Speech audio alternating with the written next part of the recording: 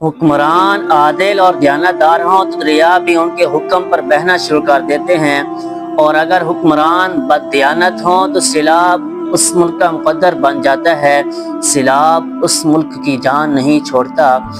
بات کر رہا ہوں پاکستان کی۔ پاکستان کا ایک صوبہ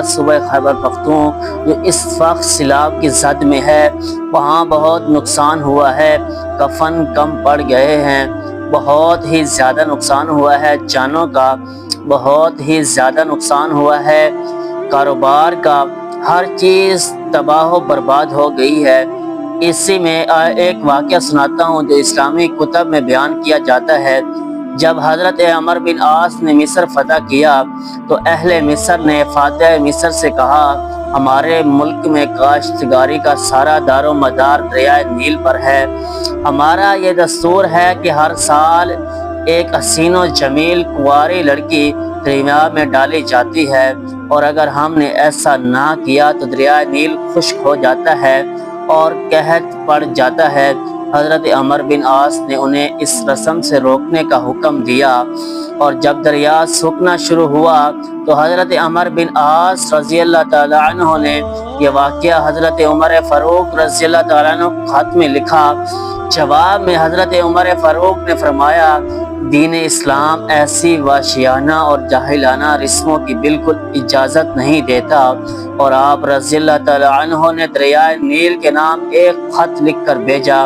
جس کا عنوان یہ تھا، بسم اللہ الرحمن الرحیم۔ یہ خط اللہ کے بندے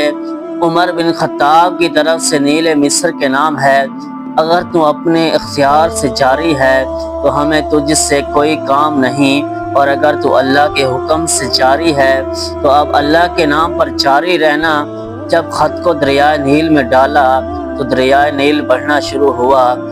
اس سال سے، اس دن سے دریائے نیل چل رہا ہے، دریائے نیل کبھی خشک نہیں ہوا، دریائے نیل کا اب کبھی پانی ختم نہیں ہوا۔ تو یہ ہے اللہ والوں کا اثر، ان کے ایک خط میں اتنا اثر ہے۔ بات کیا ہے کہ وہ دین اسلام کے مکمل پیروکار تھے، حضور نبی اکرم صلی اللہ علیہ وسلم پر جان لٹانے والے تھے،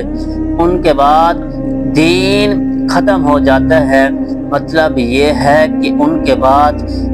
اس طرح کا کوئی نہیں آیا کہ وہ جس طرح مکمل دین پر عمل کرے۔ اللہ تعالیٰ سے دعا ہے کہ اللہ تعالیٰ پاکستان کو بھی حضرت عمر جیسا حکمران عطا کرے، کیونکہ ہمارے پاکستان کے جو حالات ہیں دن بدن بدگزیر ہو رہے ہیں،